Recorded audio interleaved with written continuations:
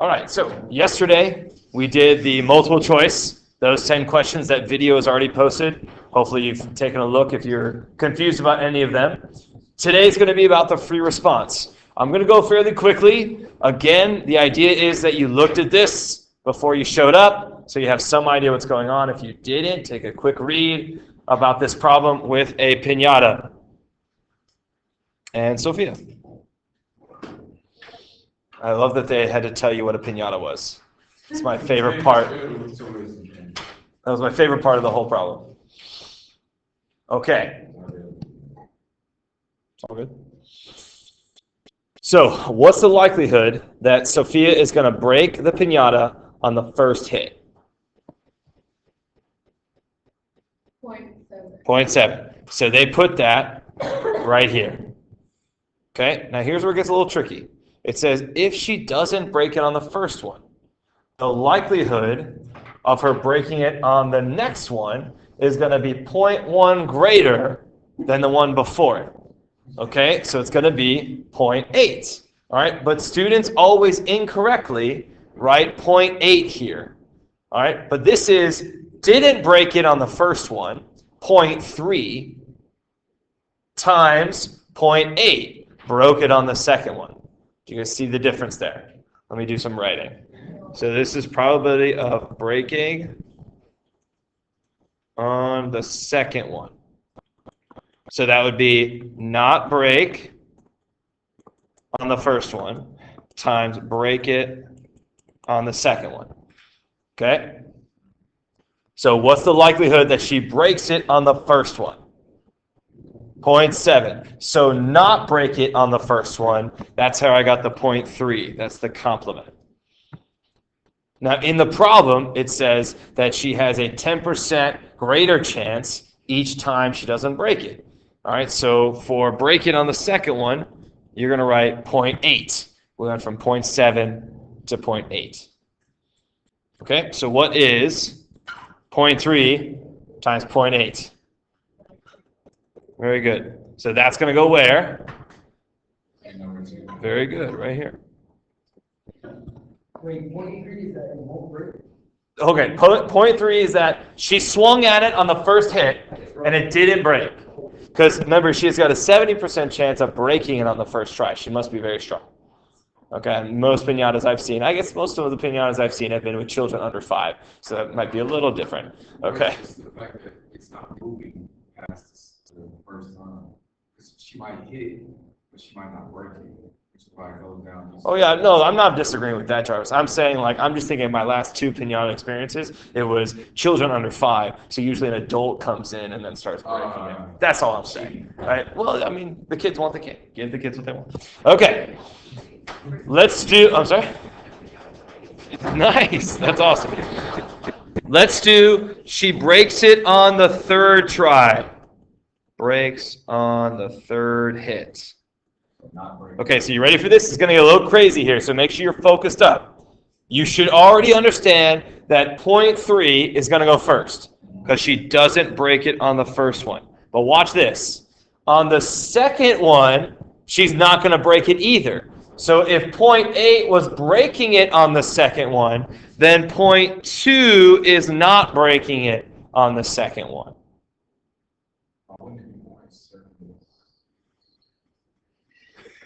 I mean, when you subtract 1 from 0.24? Because the 0.24 is what I got in the end. We're going to get another one here to put there.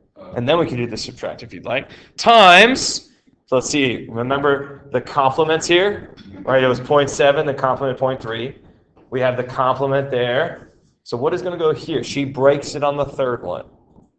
Who's got it? 0.9 is right, because it went up again by 0.1, 0.7, 0.8, 0.9. Yes? But then she didn't hit it didn't break it the second time, it went down 1. So the reason it went down 1 is because it actually went up 1 when she breaks it on the second time, right? It went to 0.8. So the complement of not breaking it on the second time is 0.2. If you want to think of it going down, that's fine too. Yes, go. How would you get 0.9? Okay, so remember, if she breaks it on the first one, all right, then she's done. She's got a 70% chance of breaking on the first one. But she weakens it, as Jarvis said. She weakens it. Every hit that she hits it, but it doesn't break. So she's got an 80% chance of breaking on the second one, a 90% chance of breaking on the third one, and on the fourth one, she's breaking it.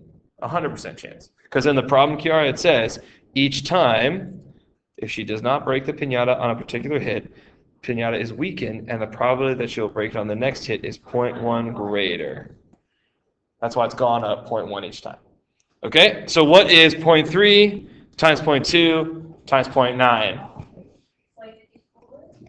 I don't think so. Maybe it's 0.054? 0.05. Is that it? Because if you wrote 0.54, Charlize, then you're already over 1. Right? Because all this is going to add to 1. Now, Jarvis knows, because he already mentioned this, that I could just take all of these, add them together, and subtract from 1. But I'll show you the math. Okay, so here's the math. I know I'm getting into this problem, sorry. So the math for breaks on the fourth one. So that's 0.3 times 0.2. Remember, the complement to breaking on the third one, so she doesn't break it on the third one. So 0.1, and then we said it's going to go from 0.9 to 10, or 100%, so 1, so that she breaks it on the fourth one. So what's 0.3 times 0.2 times 0.1? Is it 0.006? You're good, it's all good. And then if anyone could confirm for me that those 4 probabilities add up to 1. So the point, remember, this one, she broke it on the third one, Lily. So she's got a 90% chance she's going to break it on the third one. So if she's got a 90% chance of breaking on the third one, she's got a 10% chance of not breaking on the third one. That's the complement. It does add up? Thank you, Leslie. Okay, that one, I mean, that's just a challenging problem, right? And that's something where you, like, I do it with you, and you're like, okay, I'm starting to get it. But I get every year, most students, when they do this, will write 0.8, 0.9, and 1, right? Which is somewhat understanding, but that you got to ask yourself, this probability model means what happens before the fourth hit? It means she didn't break it, she didn't break it, she didn't break it, then she broke it. All right, so there's a lot more going on. Okay, everyone all right? No, I'm so sorry. Is there anything I can do about it? Okay. Yeah, it's hard. It's the hardest test. So what's on there is all the probability that it breaks or that it doesn't break. Are you talking about this one?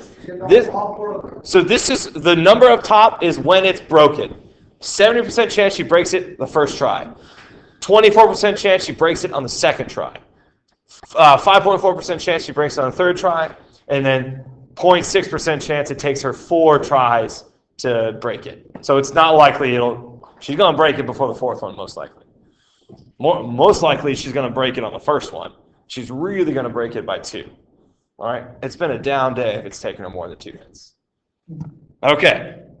Let's interpret, or to calculate and interpret the expected value. Yes?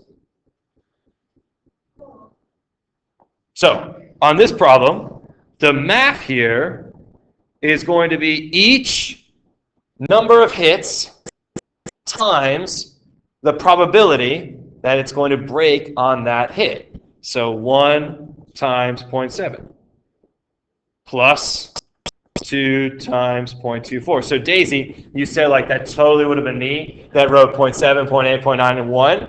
The first thing the person reading your test would say, okay, well, Daisy Garcia, they don't know your name, but this student does not understand that these need to add to 1. Right? If you wrote 0.7, 0.8, 0.9, 0.1, that adds to way more than 1.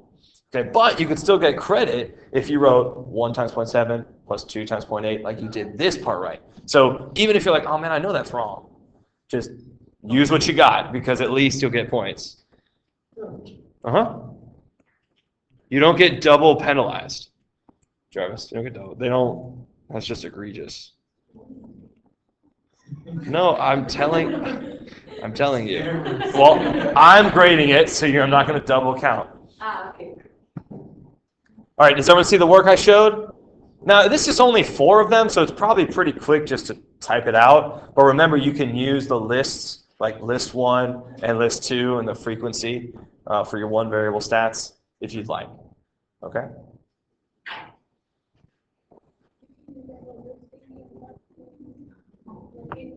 Say it again. You can use the table? Yeah, you can hit data and type it in. So we ended up adding them, we have a spare group number, No, this is just expected value. Your brain's thinking about standard deviation. so then it would be 1.366. Okay, is that what you guys got? 1.366 hits.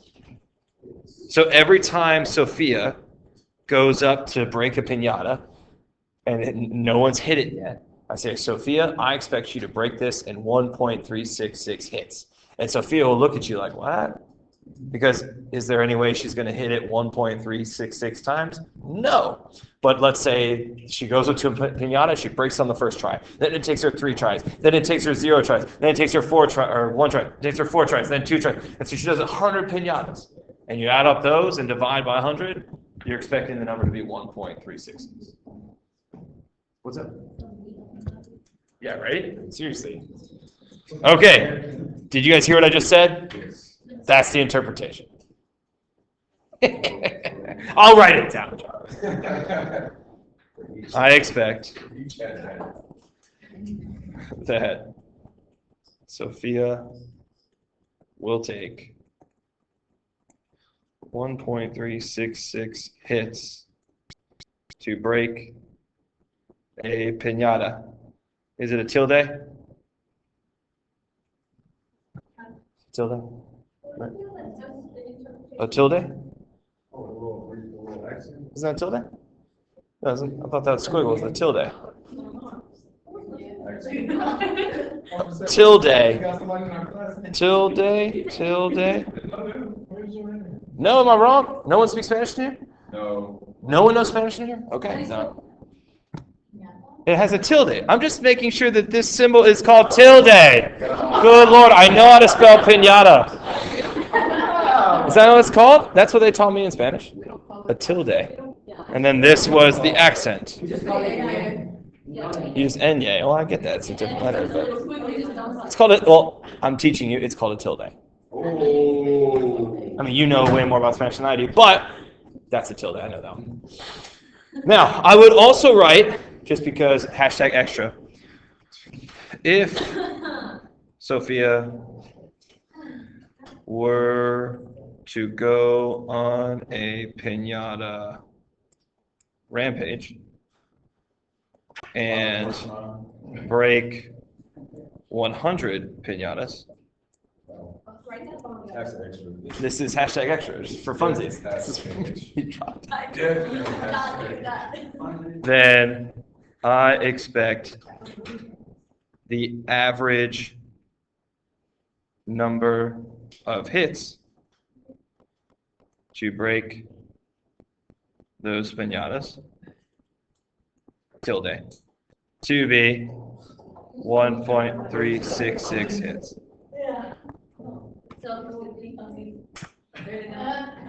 I'm just imagining Sophia going around breaking all the piñatas at parties. I'm trying to think, what kind of bat is she? Is she using a bat? Is she using a stick? Axe. An axe? Whoa, it's getting really serious. It's not Matilde, it's tilde. No, tilde.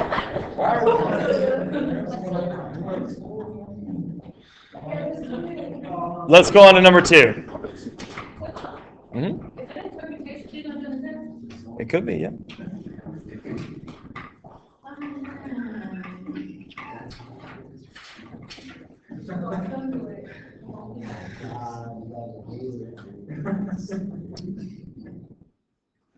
Number 2. Number 2 has a shopping mall. It's one of my favorite pet peeves is when people say ATM machines. Wait, what are you supposed to say? Well, it's ATM because M is machine. I'm gonna go hit up the ATM machine for the cat. Just ATM. It's already in there. It's also like when people say I'm gonna use my PIN number. PIN number, That's personal identification number. It's just your PIN. That thing says insert your PIN number though. Well, they'd be stupid.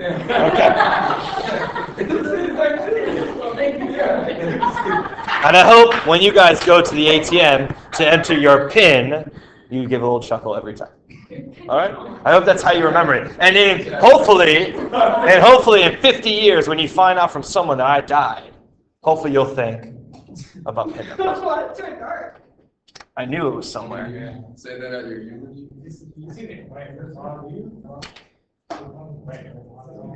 I did find a right AirPod. I'm not sure if that's a fair trade, though. Is that a fair trade? Bathroom pass for a right AirPod? Yeah. How much do these go on eBay for one AirPod? Yeah, Actually, 60. I'm on Ooh. eBay for like $2.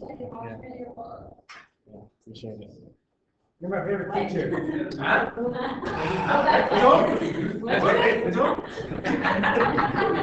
No, I heard 3 years ago that my stats teacher died, and it was very sad. Yeah, it was very sad. So I just thought about all the great lessons we had. His name was Doug, so we go with it. Doug Polk is his name. Language, Saul, it's on record. Be like, I did not say those words. Yes, you did. It wasn't me. I heard it. It wasn't me. And so did they. Back home heard it. Also, they saw They did. David Madrana losing AirPods. Singular pot. Okay. Let's do this one. ATMs. No. Let's try. Here we go. Okay. What is the probability that at least one ATM is working when the mall opens? So I'm going to write down, what's the probability that at least one is open? So, is this one going to count for this? No, at least one is 1 or 2 or all 3 are working. So I'm not going to count this one. But does this one count? Yes. Yes. All right, 0.21. Plus, what about, does this one count? It does. 0.4. Plus, and the last one also counts. Now, as Jarvis said earlier, you could also recognize that this is the only one that doesn't count. None of them are working. So you could do 1 minus 0.15 and get the same answer. 0.85. Okay, who's got questions on part A? We do that and that counts showing our work.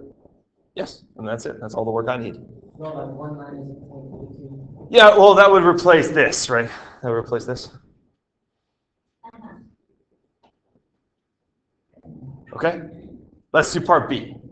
Part B says, what is the expected value of the number of ATMs that are working when the mall opens? So that's expected value. We just did this. So you're going to take 0 ATMs are working times 0.15 plus, you're right, you don't need that one. 1 ATM is working times 0.21 plus 2 are working. 0 if it's not open. I'm just being thorough, Oh. okay? It's all good. I know it's not going to factor into it.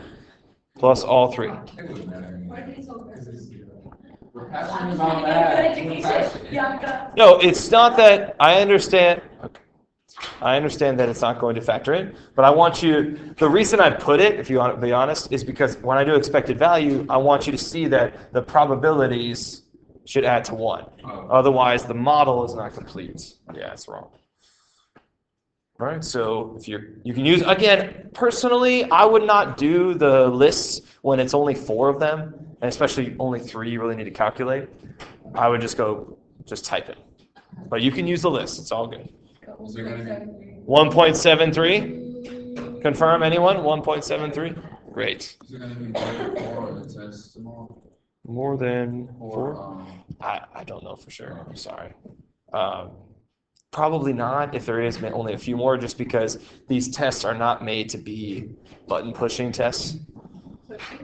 Button pushing tests, they're not made to be button pushing tests. 18 machines.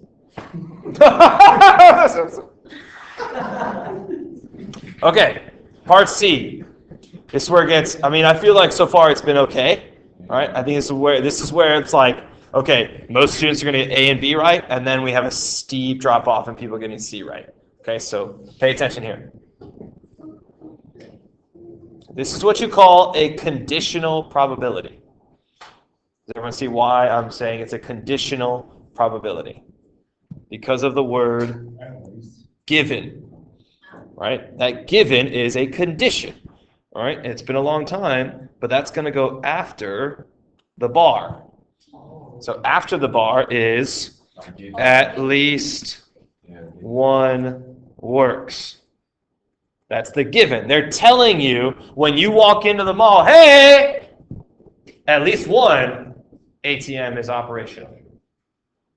No one ever, I mean, I don't care about that. But like, people might. I don't know. Now, what's going to go here? All three are working. Right? Because it says, if I tell you at least one is working, what's the likelihood that it's all three that are working? Now, tomorrow, you're going to get this. Did I not print it? Sad. Wait, I did. Good. Yay me. You're going to get this formula sheet. Each of you is going to get a personal copy of this formula sheet tomorrow. Okay? You should feel special, right? I printed it just for you. Well, ever. And you should see that this conditional probability formula is right here. Okay? So the condition, the given, is always in the denominator. All right? So let me show you what I mean for that. So the denominator is going to be the probability that at least one works. Guys, we just calculated that. Right? And part A is the probability that at least one works. So what's my denominator? 0.85. Now in the numerator, if you look at the formula sheet, the numerator is probability of A and B happening. So that, it's going to sound a little bit weird, but listen to how that sounds.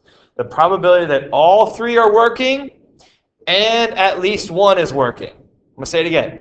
The probability that all three are working and at least one is working. There's only one of those things I said that actually matters. All three are working. Because you can have at least one working, one or two or three, but the only way you have all three working is if all three are working. So in the numerator, you're going to put 0.24, because that's the probability from the table that all three are working. That's the answer.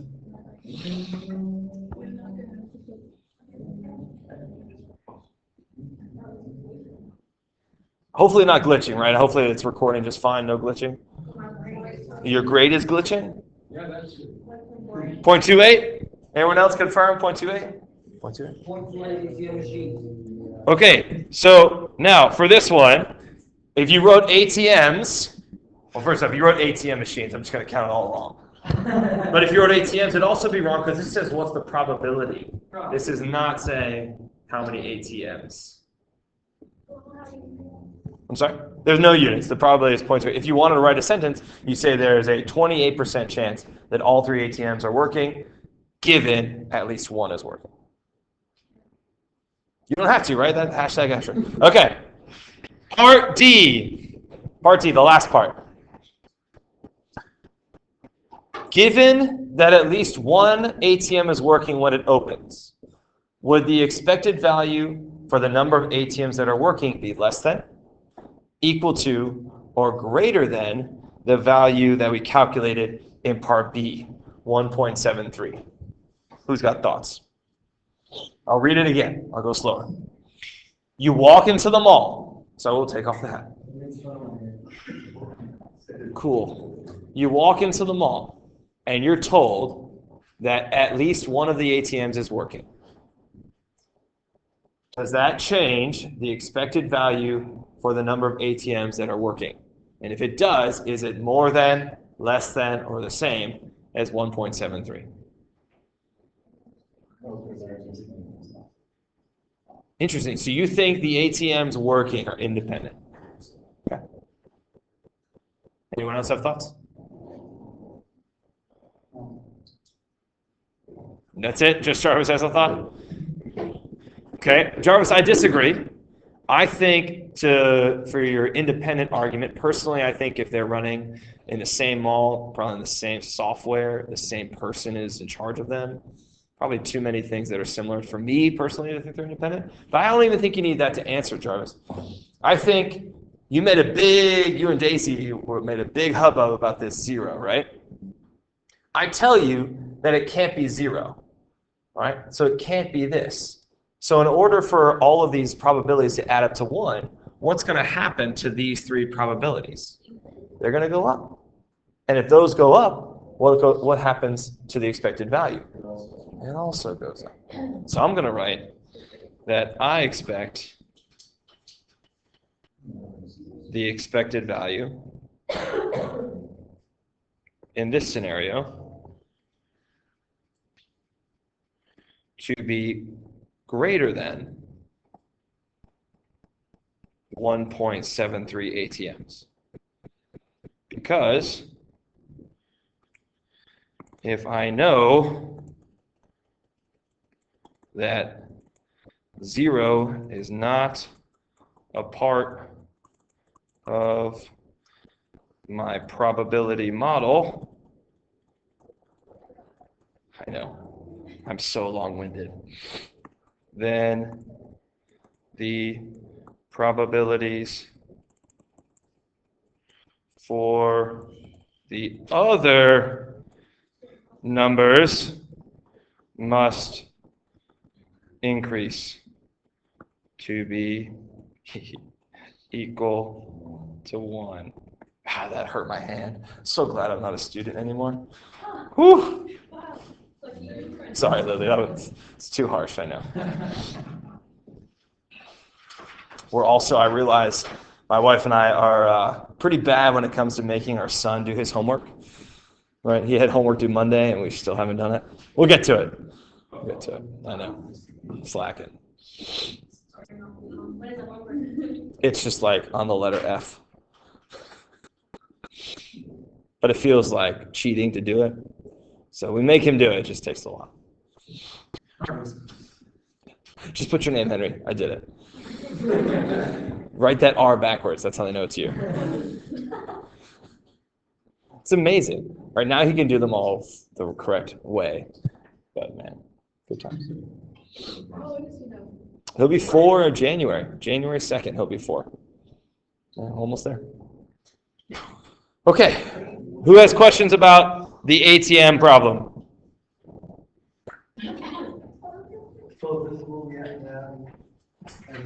I mean, no, like there are other ways to answer it. That was me giving you my version. Well, I don't know if that was the other one before about Sophia's rampage, that was for sure not necessary. I don't need you to talk to me about some girl going on a rampage. Okay. We're going to do spin the pointer for this charity fundraiser. Now it says, I think you guys have all done a game where you spin the pointer and it lands on something. Some point in your childhood? Great. So you got to pay $2, well, you got to donate $2 to this charity to play the game. So just imagine it's at like a charity event. And you say, okay, I'm going to put $2 down. I'm going to spin the pointer. Okay? If it lands on $0, you get nothing, and the charity keeps your $2 donation. Okay? Hence the $2 here. If you land on the $1, you get $1 back, and the charity keeps $1. Hence the $1. And then finally, if you land on the 10, you get $10. Okay, so the charity loses the $8. Okay? Everybody good? All right. I think one of the hardest things here is to recognize that they're talking about this random variable x is the net contribution to the charity, not the person playing.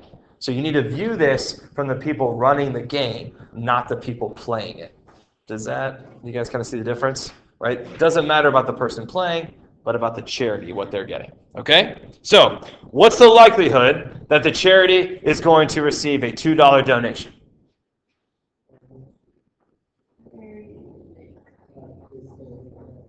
Yes.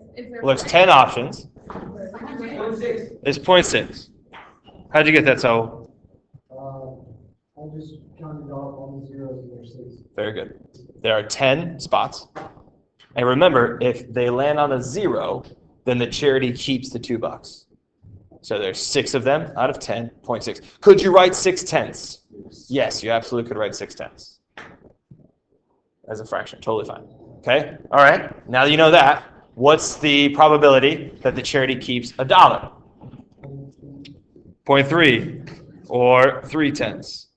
So it leaves us with the likelihood that the charity is actually going to lose $8 is 0.1.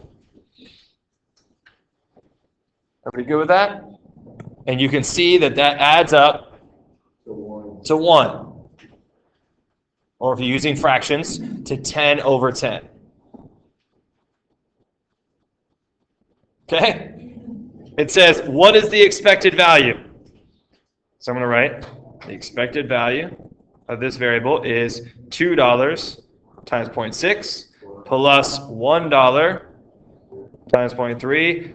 You can write, I write minus, but you can write plus negative $8 times 0.1. I write minus, but plus and negative is the same. Okay, so every time someone plays this game, what do we expect the outcome to be? So is that a positive 0.7? So what does that mean? Let's see, this is the interpretation somebody asked about. Well, let's be careful with the word always, right?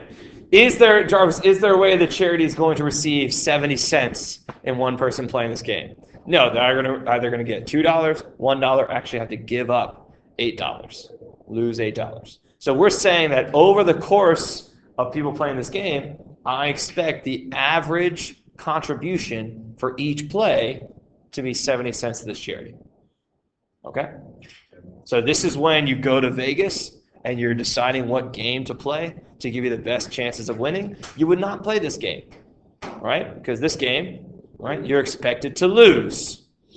You do that? I have been to Vegas. I have gambled. I play craps. Craps is the only game that you're actually more likely to win than the house. You sit there and It's the only one. You sit there and do the math. In my brain, yes. You can't use paper and pencil. That's fine. They'll kick you out for using phones or anything. Yep. Biggest motivation, you know. I don't really gamble much, so because I understand that gambling is not a way to make money. It's a way to lose money. Don't do the lottery. Okay. Yeah, but then you win it, and it's like, wow. You know the odds of you winning the lottery? Did I tell you this? It's getting struck down by lightning, Did you? And getting bit by a shark at the same time. you know.